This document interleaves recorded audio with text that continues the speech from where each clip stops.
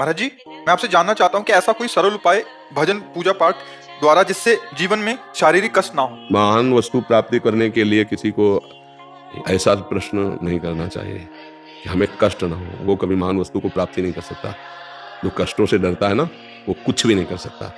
एक किसान जब खेती करता है ना, तो जिस सर्दी में तुम निकलना भी नहीं चाहते रजाई से, उस सर्दी में वो पानी लगाता है गेहूं में, पूरी रात रात भर ठंडी में पानी लगाता है। किसी भी मार्ग में राष्ट्र सैनिक है, जहां 5 मिनट नहीं खड़े हो सकते, वहां बर्फ में खड़े होकर के ड्यूटी दे रहे हैं। कष्ट ना मिले और मैं कोई महान बन जाऊं, ये तो मुझे मजाक वाली बात लगती है। और ऐसे कायर पुरुष कभी महान नहीं हुआ करते। पक्की बात समझ लो, ऐसे कायर पुरुष कभी महान नहीं हुआ करते। चाहे देशभक्ति हो, चाहे भगवान की भक्ति हो, चाहे किसी भी मार्ग में हो, जो ये सोचते हैं कि मुझे कष्ट ना पड़े और मैं सुखपूर्वक परम पद में पहुंच जाऊं, तो मुझे लगता है ये कायरता उसको परम पद क्या, उसको खड़े होने की भी सामर्थ्य छीन लेगी। वो कहीं भी खड़े होने की सामर्थ्य नहीं रह जाएगी, टिकेगा नहीं। काम, क्रोध, लोभ, मोह, मद, मत्सर ये हर समय हृदय को जलाते रहते हैं, कैसे टिक पाओगे। अब तुमको हम बहुत प्यार से समझा रहे हैं। हमारा शरीर 2 कर्मों से बना हुआ है, पाप और पुण्य। उसका फल है सुख और दुख लौकिक। समय से जैसे हम दुख कभी नहीं चाहते पर आ जाता है ना, ऐसे हम सुख ना चाहे तो भी आ जाएगा। ये एक नॉर्मल सिस्टम हुआ।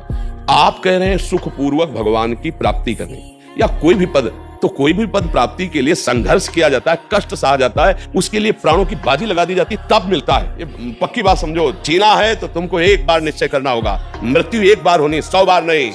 मेरे प्रारब्ध भोग में दुख आवे या सुख, कदम आगे बढ़ाऊंगा, पीछे नहीं हटाऊंगा। कायर पुरुष की कहीं भी स्थिति नहीं, कहीं भी स्थिति नहीं है। कायर पुरुष गृहस्थी भी नहीं संभाल सकता है।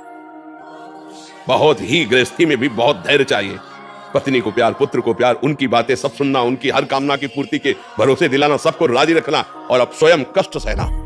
और जिसने ये नहीं किया तो उसके घर में आतंक मच जाता है, लड़ाई झगड़ा मच जाता है, न जाने क्या क्या होने लगता है। हमें तो लगता है कि ये दुख शब्द से घबराना क्यों दुख शब्द से, वो आ ही रहा है यार, हमसे घबराएं कि हम लड़े यार, लड़ना सीखे। और सबकी मांग होती है दुख ना मिले, और सब आचरण करते हैं जिनका परिणाम दुख ही भोगना पड़ेगा। एक बार तुम हिम्मत करो और ऐसे आचरणों में उतरो जिनका परिणाम सुख होता है, कभी दुख नहीं मिलेगा।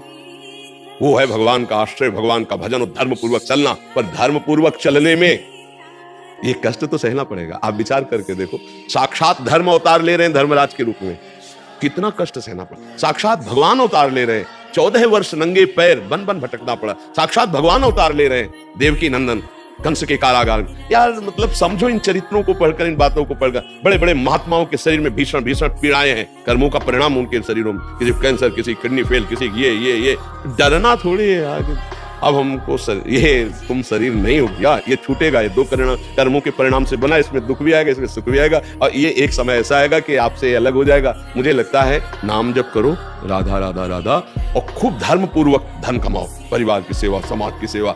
कष्ट चाहे जितना मिले, कष्ट की परवाह न रखो। ऐसा शब्द बोलोगे तो फिर बेड़ा पार हो जाए। कष्ट से घबराओगे तो कष्ट घेर लेंगे। कायरता हमारे जीवन को नष्ट कर देती है, संघर्ष हमारे जीवन को प्रकाशित करता है।